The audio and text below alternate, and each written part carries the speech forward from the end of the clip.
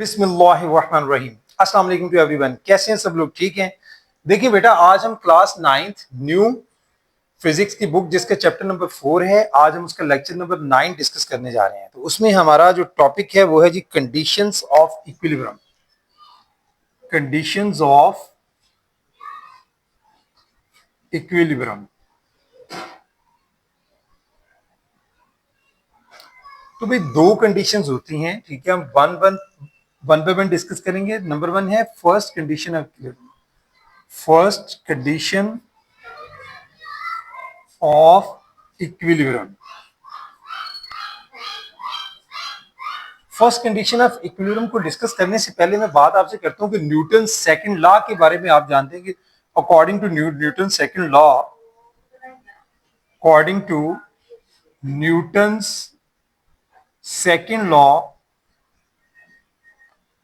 F किसके equal होता है? F is equal to M A. यहां पर हम बात करते हैं इक्विलिब्रियम की, तो इक्विलिब्रियम की हमने डेफिनेशन में क्या देखा था कि body is set to be in equilibrium if it has no acceleration. अगर कोई एक्सेलरेशन प्रोड्यूस नहीं होता तो बॉडी किस में होता है? फिर इक्विलिब्रियम में होता है। तो यहां से अगर हम कह दें कि भाई एक्सेलरेशन जो है प्रोड्यूस नहीं हो रहा, एक्सेलरेशन जीरो है, तो फिर एफ किसके इक्वल होगा? F is equal to M multiply by zero. यानी हमारे पास जो फोर्स होगी वो भी क्या हो जाएगी? जीरो हो जाएगी। तो सादा लफ्जों में हम first equilibrium of condition of equilibrium क्या होती है कि इसमें आपकी जितनी भी फोर्सेस एक्ट कर रही होती हैं बॉडी के ऊपर, अगर हम देखें तो उनका जो सिग्मा ऑफ एफ है यानी सम ऑफ फोर्सेस, वो जीरो होता है। यानी हम क्या कह सकते हैं कि body is set to be in translational equilibrium. इसमें बॉडी में जो होती है, मतलब अगर एक फोर्स इस पॉइंट पर, ये पॉइंट ओ है, एक फोर्स यहाँ एक्ट कर रही है, एक फोर्स जो है वो यहाँ एक्ट कर रही है, ठीक है, ये दो फोर्सेस एक्ट कर रही हैं। तो भाई ये जो आपका यहां से, मतलब इसकी डायरेक्शन ये है, इसकी डायरेक्शन ये है, अगर उनका सम जो है दोनों फोर्सेस का वो इक्वल हो जाता है तो बॉडी में कोई ट्रांसलेटरी मोशन पैदा नहीं होती। तो फिर हम कहेंगे body set to be in translational equilibrium only if the vector sum, यानी इनका जो सम है, sum of all the external forces जो है acting on it is equal to zero. यानी ये सम हम बोलते हैं, सिग्मा का मतलब होता है सम, यानी sum of all the forces क्या होगा अगर वो जीरो होगा। इसी तरह से अगर हम लोग एक और बात कर लेते हैं कि इसके दो कंपोनेंट होते हैं फोर्स के, एक एक्स कंपोनेंट होता है, एक वाई।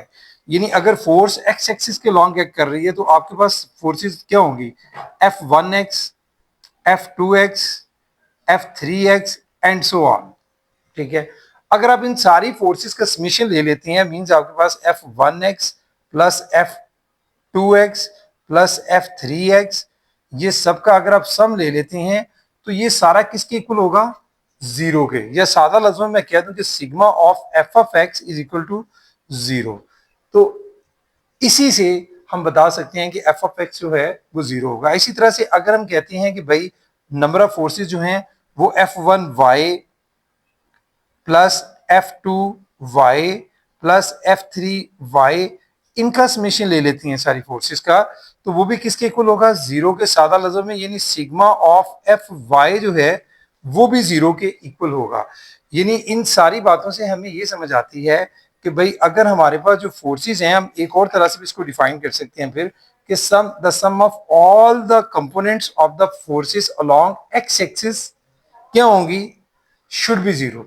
यानी एक्स एक्सिस के लॉन्ग जितनी फोर्सेस एक्ट कर रही हैं उनका सम, उनका समेशन क्या होगा? जीरो। इसी तरह से हम कह सकते हैं the sum of all the components, ये सारे फोर्स के component F1 by F2 by all the components of forces along y axis जो है शुड बी जीरो।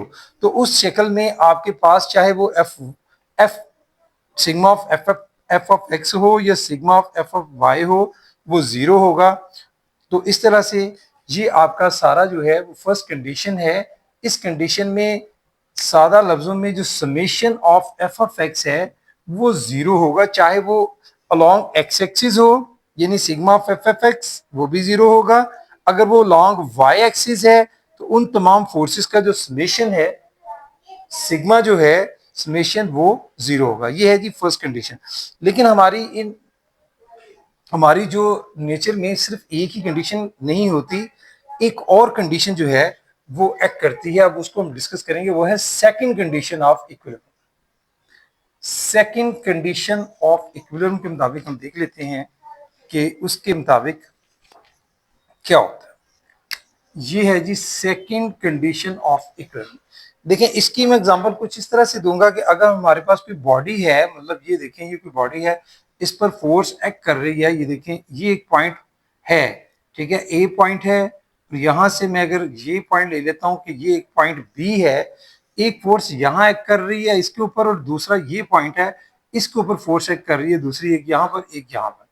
अब ये दो डिफरेंट पॉइंट्स के ऊपर, एक ए पॉइंट पर और एक बी पॉइंट पर एक्ट कर रही है, अगर ये वाली फोर्स ज्यादा होगी तो डेफिनेटली रोटेशन जो है वो प्रोड्यूस होगी, अगर ये वाली फोर्स ज्यादा होगी तो डेफिनेटली रोटेशन जो है वो इस तरह प्रोड्यूस होगी।